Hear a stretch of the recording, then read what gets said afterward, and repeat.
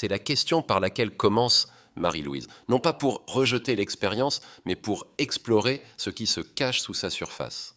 La plupart d'entre nous pensent que si quelqu'un se sent irrésistiblement attiré par nous, c'est à cause de quelque chose que nous avons fait.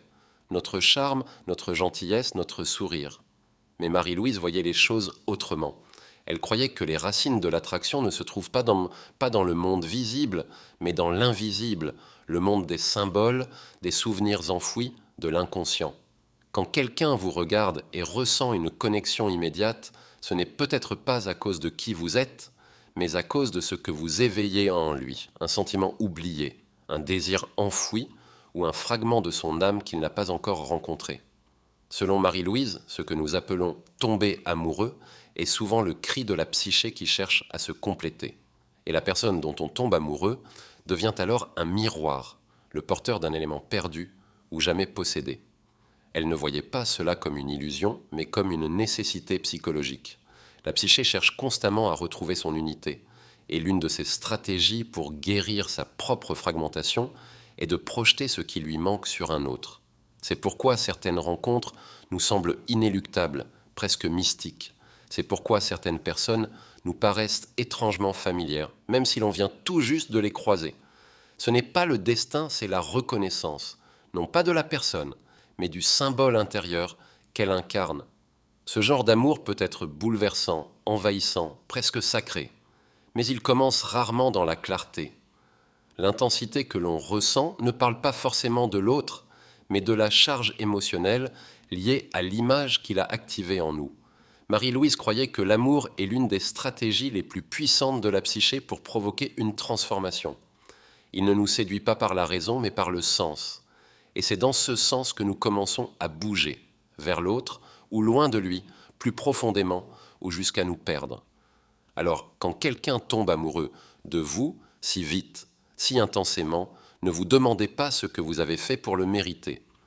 Demandez-vous plutôt quelle part de son monde intérieur ai-je réveillé. Car vous n'êtes peut-être pas la personne qu'il ou elle voit. Vous êtes peut-être un symbole dans son rêve, un écho du passé ou une part manquante que son inconscient tente de retrouver. C'est là que naît l'amour, non pas dans la réalité de ce que nous sommes, mais dans le mystère de ce que nous représentons. Et Marie-Louise croyait que pour comprendre l'amour, il faut d'abord apprendre à comprendre la projection et le profond désir archétypal caché derrière un simple regard. L'amour n'est que rarement une affaire de l'autre. C'était l'une des vérités discrètes mais dérangeantes de Marie-Louise. Non pas parce qu'elle méprisait l'amour, mais parce qu'elle le comprenait trop bien. Quand nous tombons amoureux, nous avons l'impression de voir l'autre clairement, leurs yeux, leur voix, leur manière d'être au monde. Nous sommes convaincus que c'est cette personne que nous désirons. Mais selon Marie-Louise, cette certitude est, la plupart du temps, une illusion. Ce à quoi nous réagissons réellement, ce n'est pas à leur essence, mais à ce qu'ils éveillent en nous.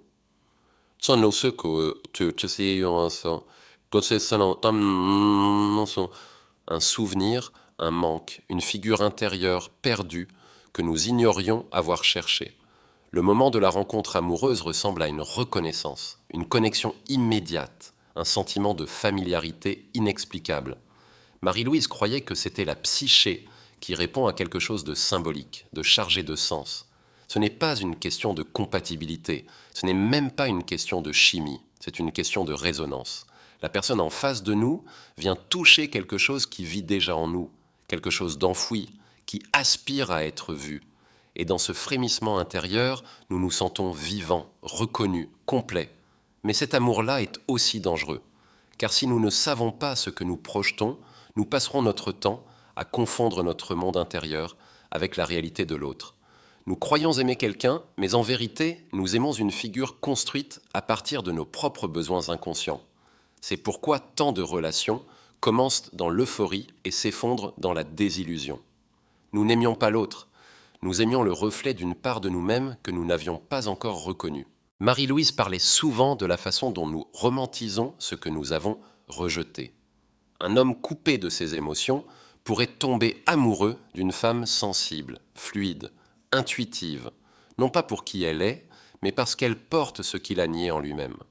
Une femme blessée par la rigidité ou le contrôle pourrait être attiré par quelqu'un de chaotique, sauvage, insaisissable, non par choix, mais par besoin. Un besoin qui ne se montre pas clairement. Il se cache dans l'attirance, le désir, dans cette idée « cette personne va me compléter ». Et pendant un temps, c'est ce que l'on croit. Mais un amour fondé sur la projection ne peut pas durer, à moins que l'illusion ne soit brisée, doucement, consciemment, et remplacée par quelque chose de vrai. Quelque chose ancré dans la vérité des deux personnes, et non dans le fantasme de l'une seule. Aimer vraiment quelqu'un, disait Marie-Louise, c'est voir au travers de sa propre projection. Ce n'est qu'alors que nous pouvons rencontrer l'autre tel qu'il est réellement, et non comme le symbole de ce que nous avons perdu. L'amour véritable commence quand nous cessons d'utiliser l'autre comme un miroir, et que nous commençons à prendre la responsabilité de l'image que nous y voyons. Tant que ce n'est pas le cas, nous ne sommes pas vraiment amoureux de l'autre. Nous sommes amoureux de la partie de nous-mêmes que nous pensons qu'il peut nous rendre. Ce que nous appelons passion est souvent tout autre chose. Selon Marie-Louise, ce coup de foudre, cette secousse dans le corps, ce cœur qui s'accélère quand une personne entre dans la pièce, ce n'est pas toujours de l'amour. C'est peut-être la psyché qui lance une alerte. Ou peut-être qu'elle chuchote une invitation. Ce qui semble spontané n'est presque jamais sans origine. L'inconscient a sa propre logique, son propre langage. Et lorsqu'il cherche à attirer notre attention, il ne parle pas en fait. Il parle en symbole, en émotion, en personne. Marie-Louise croyait que beaucoup des gens vers qui nous sommes attirés ne sont pas des hasards. Ce sont des messagers, pas à cause de ce qu'ils sont en apparence, mais à cause de ce qu'ils représentent dans notre monde intérieur. Un deuil non résolu, des besoins inassouvis, des rêves oubliés, ces choses ne disparaissent pas. Elles vivent en dessous, elles attendent. Et lorsqu'une personne entre dans notre vie en portant, même faiblement, la trace de ce que nous avons enterré, la psyché réagit. Parfois par le désir, parfois par l'obsession, parfois par un amour trop vaste pour être expliqué. L'intensité de l'attraction, disait Marie-Louise, est souvent le reflet de notre propre fragmentation. Plus nous avons renié une part de nous-mêmes, plus nous serons attirés par quelqu'un qui semble la porter. Ce n'est pas le destin romantique, c'est le magnétisme psychologique. Et ce n'est pas toujours bienveillant, car nous ne cherchons pas seulement à être entiers.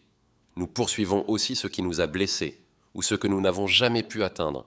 La psyché ne cherche pas ce qui est sûr, elle cherche ce qui est signifiant. L'attraction devient alors une forme de langage.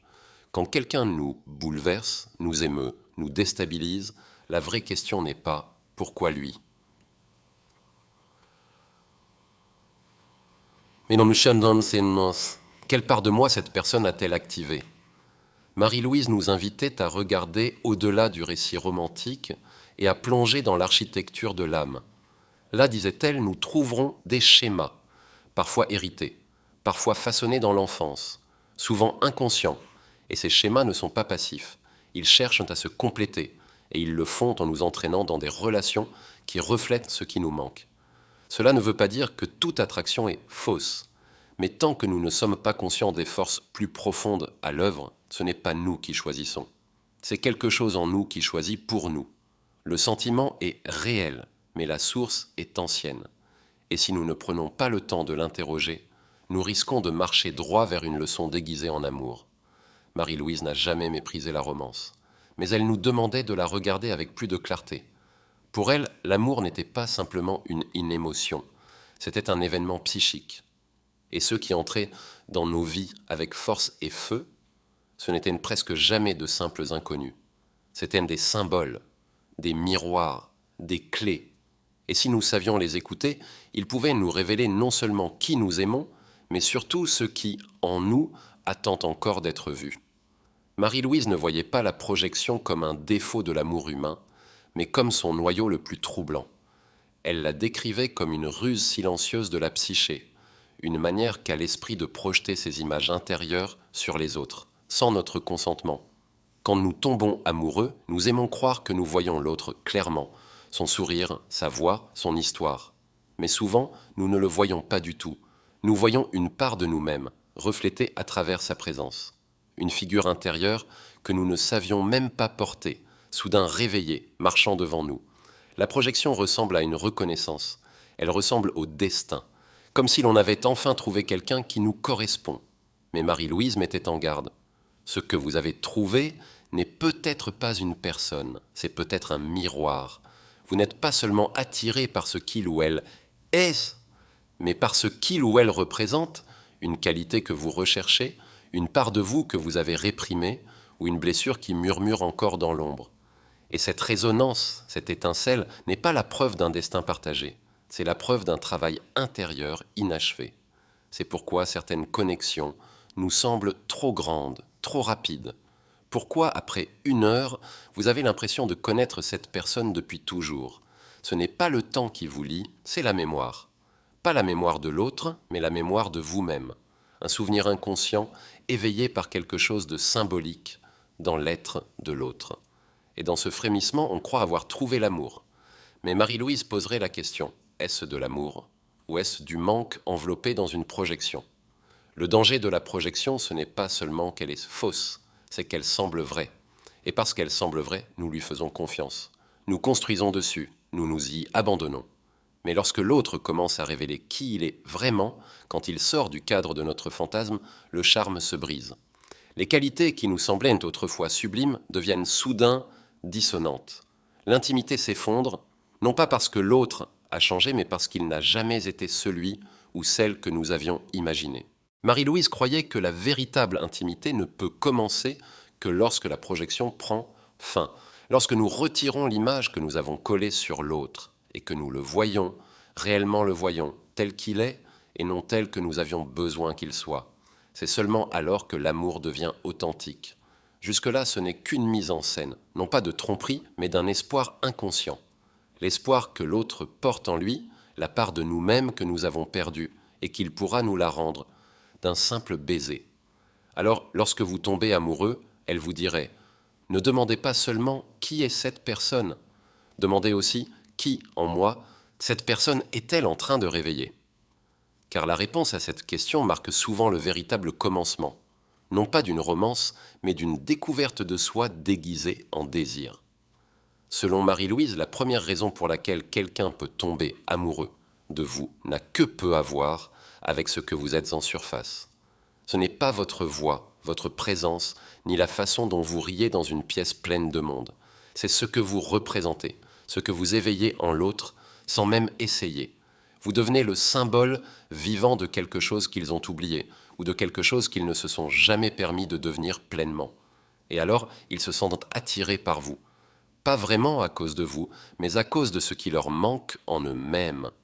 Nous portons tous en nous des parts non vécues, des fragments de notre personnalité que nous avons dû mettre de côté pour survivre à l'enfance, répondre aux attentes ou simplement être accepté. Un homme élevé pour être fort et maîtrisé pourrait avoir étouffé sa douceur. Une femme à qui l'on a appris à plaire pourrait avoir enfoui sa colère. Mais ces qualités enterrées ne disparaissent pas maintenant. Elles sont morantes. Dans l'inconscient, en attente d'un visage, d'une forme, d'une personne extérieure à nous, qui incarnera ce que nous avons nié en nous-mêmes. Lorsque cette personne apparaît, l'attraction est instantanée, électrique. Non pas parce qu'elle est la bonne, mais parce qu'elle est celle qui porte ce que nous avons perdu. Elle semble vibrante, mystérieuse, envoûtante. Mais ce qui s'agite en nous, c'est la reconnaissance.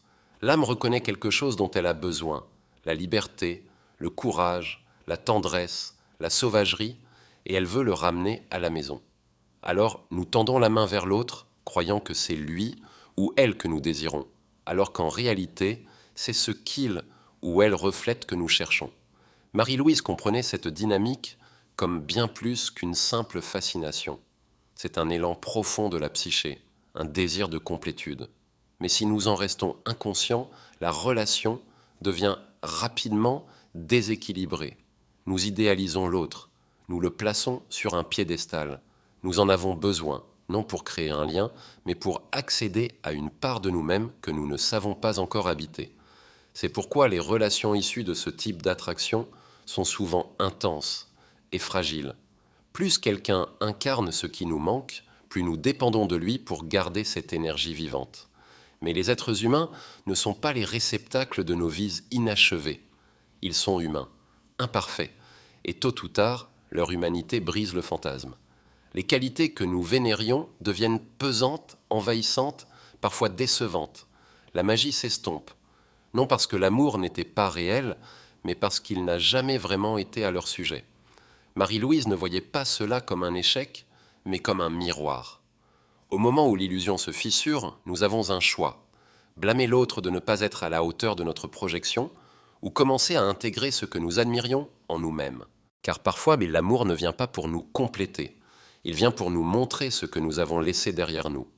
Et quand nous rencontrons quelqu'un qui incarne ce que nous avons perdu, ce n'est pas notre moitié qui se tient devant nous. Non, c'est notre invitation. Selon Marie-Louise, la première raison pour laquelle quelqu'un peut tomber amoureux de vous n'a que peu à voir avec ce que vous montrez en surface. Ce n'est pas votre voix, ni votre présence, ni la façon dont vous riez dans les pièces pleines de monde. C'est ce que vous représentez, ce que vous éveillez en l'autre sans même le vouloir. Vous devenez le symbole vivant d'une part de lui-même oubliée ou d'un aspect qu'il ne s'est jamais vraiment permis d'incarner. Et c'est cela qui l'attire vers vous, non pas exactement à cause de vous, mais à cause de ce qui lui manque en lui-même. Nous portons tous en nous des parts non vécues, des fragments de notre personnalité qui ont été mis de côté pour survivre à l'enfance, pour répondre aux attentes, pour être accepté, intégré. Un homme élevé pour être fort et contrôlé pourrait avoir étouffé sa douceur. Une femme à qui l'on a appris à toujours plaire pourrait avoir dissimulé sa colère. Mais ces qualités enterrées ne disparaissent jamais vraiment. Elles restent tapies dans l'inconscient, à la recherche d'une forme, d'un visage, de quelqu'un à l'extérieur de nous pour porter ce que nous avons nié à l'intérieur. Et quand cette personne apparaît, l'attirance est instantanée, électrique. Non pas parce qu'elle est la bonne, mais parce qu'elle est celle qui détient ce que nous avons perdu. Elle nous paraît vibrante, mystérieuse, enivrante. Mais ce qui s'agite vraiment en nous, c'est la reconnaissance. L'âme voit en elle quelque chose dont elle a besoin, la liberté, le courage, la tendresse, la sauvagerie, et elle veut le ramener à la maison. Alors nous nous accrochons à l'autre, persuadés que c'est lui que nous désirons, alors qu'en vérité, c'est ce qu'il reflète qui nous attire. Marie-Louise voyait dans cette dynamique bien plus qu'une simple fascination. C'est un désir profond, un élan venu des profondeurs de la psyché. Tomber amoureux, dans ce sens, c'est chercher à se compléter. Mais si nous n'en sommes pas conscients, la relation devient rapidement déséquilibrée. Nous idéalisons l'autre, nous le plaçons sur un piédestal. Nous avons besoin de lui, non pas pour une vraie connexion, mais pour accéder à une part de nous-mêmes que nous ne savons pas encore revendiquer. C'est pourquoi les relations fondées sur ce type d'attraction sont souvent intenses et fragiles. Plus quelqu'un incarne ce qui nous manque, plus nous dépendons de lui pour garder cette énergie vivante. Mais les gens ne sont pas les contenants de nos vies non vécues. Ils sont humains, imparfaits. Et tôt ou tard, leur humanité fait éclater le fantasme. Les mêmes qualités que nous adorions deviennent menaçantes, trop puissantes ou décevantes. La magie s'efface, non parce que l'amour n'était pas réel, mais parce qu'il n'a jamais vraiment porté sur eux. Marie-Louise ne voyait pas cela comme un échec, mais comme un miroir. Le jour où l'illusion se fissure, nous avons un choix, blâmer l'autre de ne pas être celui que nous avions imaginé, ou commencer à intégrer en nous ce que nous avions projeté sur lui. Car parfois, l'amour ne vient pas pour nous compléter, il vient pour nous montrer ce que nous avons abandonné. Et quand nous rencontrons quelqu'un qui incarne ce que nous avons perdu, il n'est pas notre pièce manquante, il est notre invitation. Marie-Louise parlait souvent de l'anima et de l'animus, non comme des idées, mais comme des forces vivantes au sein de la psyché. Ce ne sont pas des préférences ou des types de personnalités, mais des images intérieures, anciennes, symboliques, profondément chargées. L'anima est le féminin intérieur, porté par l'homme. L'animus, le masculin intérieur, porté par la femme. Et bien avant que nous tombions amoureux de quelqu'un dans le monde extérieur, nous tombons sous le charme de ces figures en nous. Elle les décrivait comme des schémas archétypiques, modelés par l'expérience personnelle, les impressions d'enfance, les mythes culturels et l'inconscient collectif. L'anima d'un homme peut être douce, insaisissable, créative ou sauvage, selon son paysage intérieur et son monde émotionnel précoce. L'animus d'une femme peut être fort, rebelle, sage ou froid en fonction de ce qu'elle a absorbé et refoulé. Mais quoi qu'il en soit, ces figures deviennent des guides silencieux. Elles influencent ce que nous trouvons magnétique, vers qui nous sommes attirés. Et pourquoi? Quand quelqu'un apparaît et reflète cette image intérieure, même vaguement, l'attraction peut sembler immédiate et irrésistible. C'est comme si vous rencontriez quelqu'un que vous connaissiez déjà, une familiarité étrange, une résonance qui échappe à toute logique. Vous vous dites que c'est de la chimie, mais Marie-Louise y voyait plutôt une reconnaissance, non pas de l'autre, mais de quelque chose de profond en vous qui répond à son propre reflet. L'anima et l'animus n'attendent pas notre permission. Ils opèrent dans les rêves, les fantasmes, les emballements soudains. Vous pouvez tomber amoureux d'une personne qui n'a aucun sens rationnel et pourtant le ressentir avec tout votre être. C'est cela, la force d'un archétype. Il porte une charge émotionnelle qui dépasse le personnel et cette charge peut déformer la réalité. Marie-Louise avertissait. Tant que nous restons inconscients de ces images intérieures, nous devenons vulnérables à leur pouvoir. Nous rencontrons quelqu'un et nous lui remettons un scénario qu'il n'a jamais auditionné. Dans notre regard, il n'est plus lui-même, il devient l'anima, l'animus, la figure que nous avons portée dans l'ombre pendant des années. Et quand cette personne sort de ce rôle, nous ne comprenons plus. Le charme se brise, la connexion s'effrite, l'amour devient confus, instable, voire faux. Mais l'échec n'est pas dans le sentiment, il est dans l'oubli. Nous oublions que beaucoup de ce que nous croyons voir chez l'être aimé ne lui appartenait pas. Cela nous appartenait depuis le début. Pour Marie-Louise, l'anima et l'animus ne devaient pas être rejetés, mais intégrés. Ce sont des parties de soi qui aspirent à être connues et non projetées. Et lorsque nous commençons à reconnaître ces figures en nous, lorsque nous reprenons ce que nous avons placé sur les autres, alors nous apprenons à aimer non plus à travers l'illusion, mais à travers la présence. Non plus dans le fantasme, mais dans la conscience. Et dans cette conscience, l'amour devient autre chose. Non plus la poursuite d'un idéal, mais la rencontre de deux êtres entiers, chacun portant sa propre énigme. Parfois, mais la connexion est si soudaine, si totale, qu'elle donne l'impression d'être dictée par le destin. Vous rencontrez un inconnu et quelque chose d'ancien se réveille en lui. Ce n'est pas ce que vous dites, ce n'est même pas ce que vous faites, c'est ce que vous activez. Marie-Louise comprenait cela avec une clarté troublante. Elle savait que l'amour, au premier regard, ne parle souvent pas de la personne en face de nous, mais de l'archétype qu'elle réveille en nous. Et quand vous correspondez à l'image intérieure inconsciente de quelqu'un, l'attraction ne vient pas doucement. Elle déferle comme une vague, balayant la raison. Vous devenez alors la voix qu'il ou elle a entendue dans ses rêves, le regard imaginé dans l'enfance, la forme d'un ressenti qui vivait en eux depuis des années, sans visage. Dans leur monde, vous n'êtes pas seulement une personne. En réalité, ils ne vous voient même pas vraiment. Ils voient l'anima s'ils sont un homme, ou l'animus s'ils sont une femme, l'autre intérieur, l'idéal qu'ils ont sculpté sans le savoir, à partir de mythes, de souvenirs, de manques. Et pendant un temps, vous entrez parfaitement dans cette forme. C'est pourquoi cela peut ressembler à une reconnaissance d'âme, comme si vous vous étiez déjà connu, comme si quelque chose de sacré était en train de se produire. Marie-Louise ne rejetait pas ce sentiment, mais elle posait une autre question. Qu'est-ce qui se cache en dessous? Car lorsque la psyché projette un archétype, elle projette non seulement le désir, mais aussi le destin. Et cette projection est chargée, elle transporte des siècles de symboles. Le féminin comme muse, mère, enchanteresse. Le masculin comme sauveur, guerrier, juge. Vous devenez plus qu'un partenaire, vous devenez le réceptacle de tout cela. Et c'est là que l'amour devient dangereux. Non parce qu'il est faux, mais parce qu'il est gonflé, démesuré. Vous n'êtes plus seulement vous-même. Vous marchez dans la mythologie intérieure de l'autre. Et au moment où vous sortez de ce rôle, quand vous n'agissez plus comme la figure attendue, l'illusion se brise, la confusion s'installe, la déception suit. Non parce que vous avez changé, mais parce que vous n'avez jamais été ce qu'ils avaient imaginé.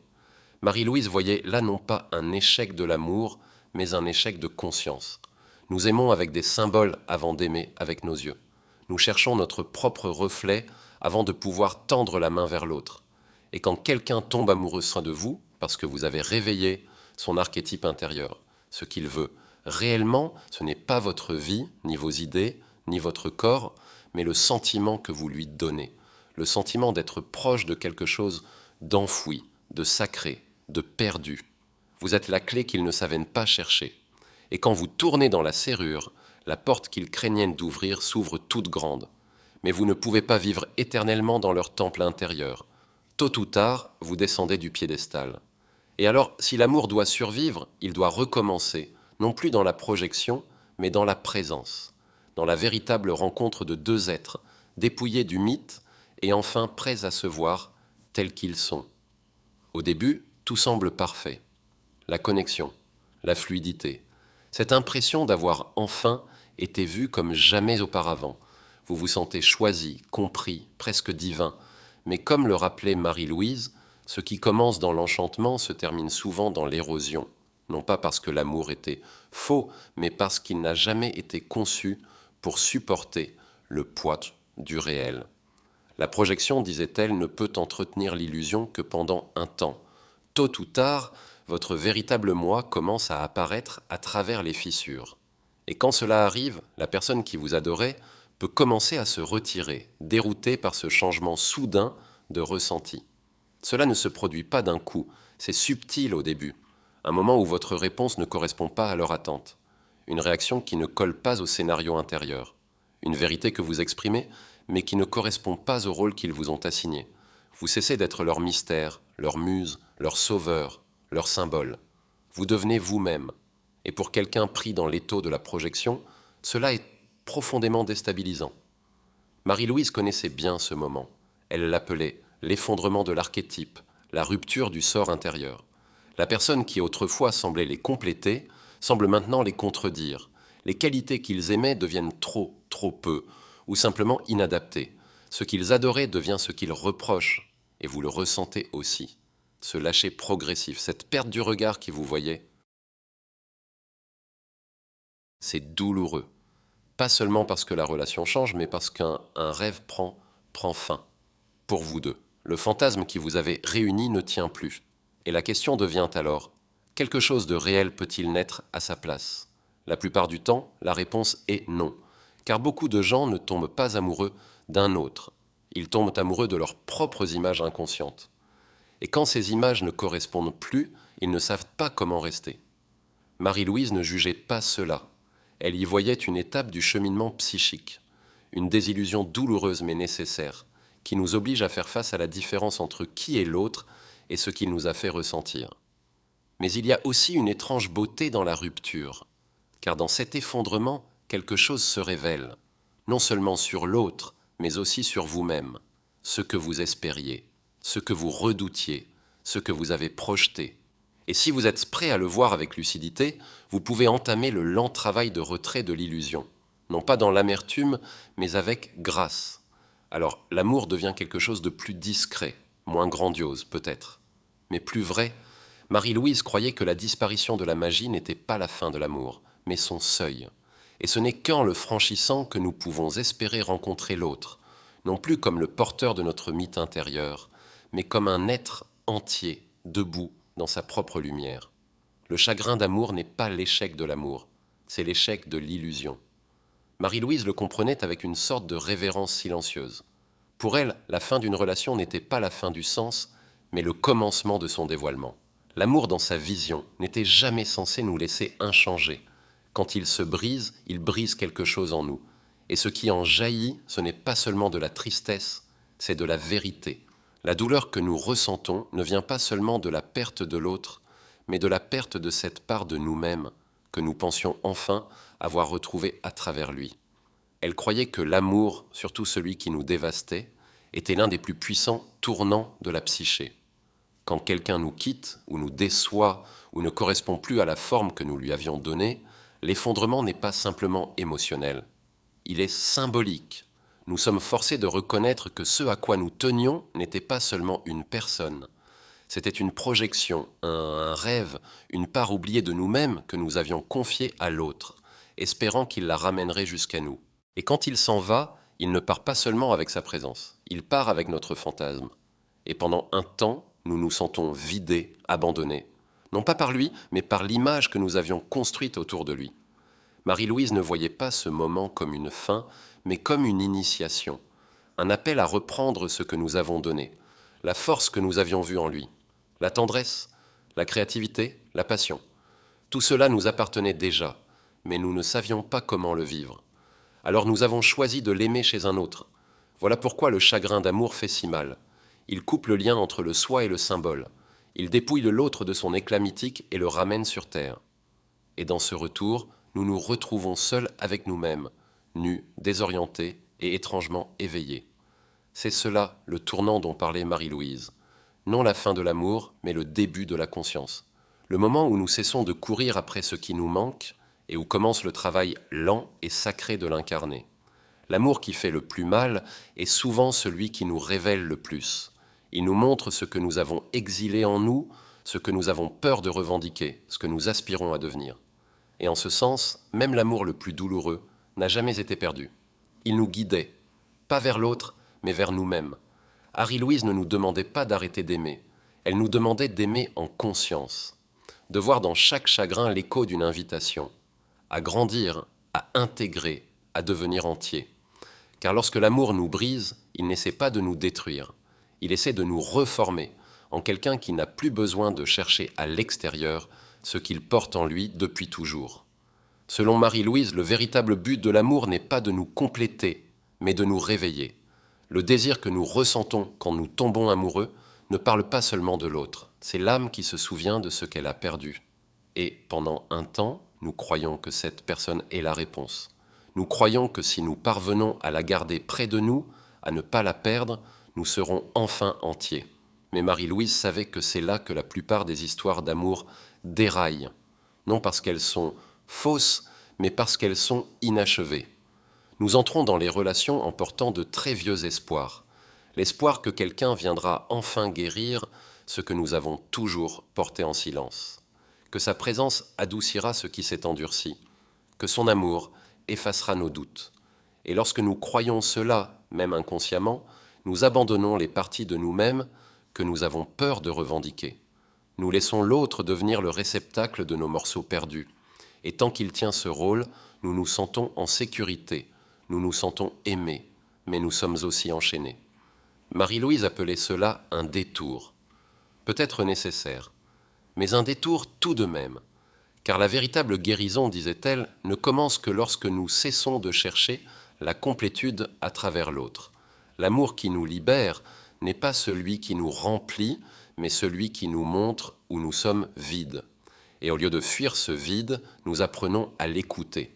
Nous commençons à comprendre que ce que nous admirions chez l'autre était le reflet d'une part de nous-mêmes en attente de naissance.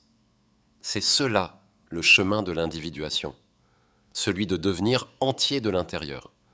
Cela ne veut pas dire que nous cessons d'aimer, cela veut dire que nous aimons autrement.